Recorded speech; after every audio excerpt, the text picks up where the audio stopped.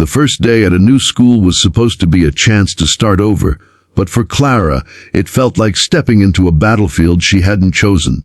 She walked down the long hallway with her second-hand backpack clutched against her chest, her hair falling in soft waves over her shoulders as if to shield her face from the curious stares around her. New schools always meant whispers, and whispers always meant danger. The silence she longed for was quickly shattered by the low chuckles of a group of girls gathered near the lockers. They wore the expensive sneakers, designer jackets, and smug expressions that screamed power. Clara's footsteps faltered for a second when she realized they were looking right at her, but she forced herself to keep moving, her stomach twisting in knots. She had promised herself she wouldn't let anyone break her again. Not here.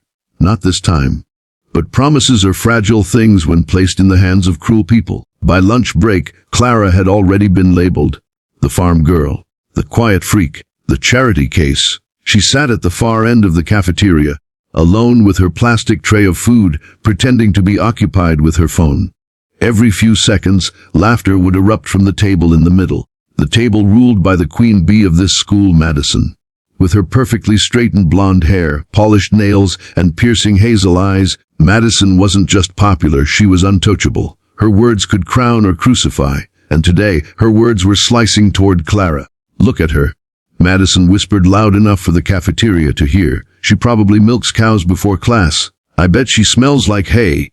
The entire table cackled. Clara's chest tightened, her cheeks burning as she stared down at the untouched apple on her tray. She had survived worse before, she reminded herself. She could survive this. But the worst had not yet come. Later that day, Clara slipped into the bathroom between classes, grateful for a brief moment of solitude. She pressed her palms against the cold sink, staring at her reflection in the cracked mirror.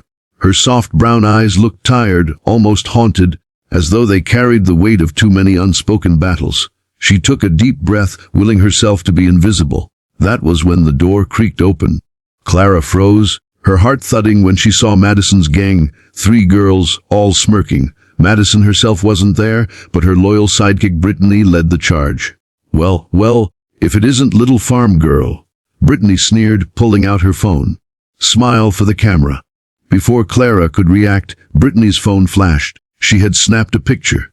Clara standing alone in the bathroom, vulnerable, her sweater slightly damp from washing her hands, her expression startled.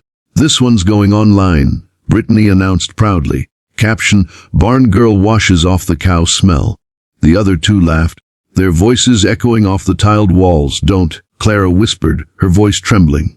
But the girls only laughed harder. One shoved her shoulder, nearly knocking her into the sink. "Oh, she's shy," the second girl mocked. "Bet the whole school would love to see more of her in the bathroom. Maybe we should help her pose." Terror clawed at Clara's throat as they cornered her. One yanked at her sweater sleeve while the other fumbled to open the bathroom stall door. "Stand in there, country girl. Give us something to post. Madison will love this." For a second, Clara froze like a deer in headlights, then something inside her snapped. She shoved past them with a strength none of them expected, darting out of the bathroom before they could trap her.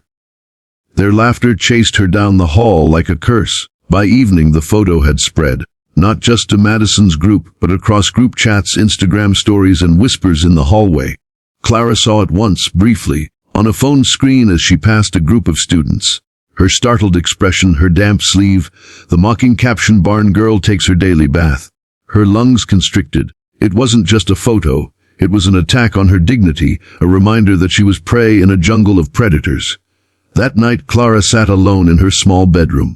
The farm her parents once ran had been sold after her father's accident. Now it was just Clara and her mother in a cramped rental, scraping by. Clara stared at the ceiling, fighting back tears, every nerve in her body screaming. She had been bullied before, back in her old school. She had been shoved, mocked, laughed at. But something about this felt different. Something about having her privacy stolen, twisted, and paraded like a trophy made the anger inside her burn hotter than ever before. Her hands clenched into fists. She remembered the years of training her father had put her through before the accident. Self-defense, martial arts, discipline.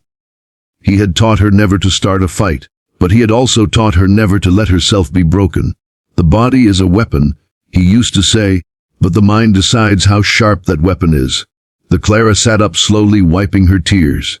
The pain in her chest began to shift, hardening into something sharper. The bullies thought she was weak. They thought they could humiliate her, control her, strip her of her dignity. But they had no idea who they had just awakened. The next morning, when Clara walked into school, she looked the same on the outside. Quiet, soft-spoken, the same second-hand backpack on her shoulder. But inside her, something had shifted. The whispers followed her again, the laughter cutting through the air. She heard Madison giggling about the barn girls' bathroom shoot. She saw Brittany scrolling proudly on her phone, showing off the stolen photo. Clara didn't flinch this time. She simply walked past them, her gaze steady, her silence heavier than any insult. The bullies thought they had won. They thought the humiliation would crush her spirit. But revenge doesn't come in whispers. Revenge comes like a storm. And Clara was about to bring the storm.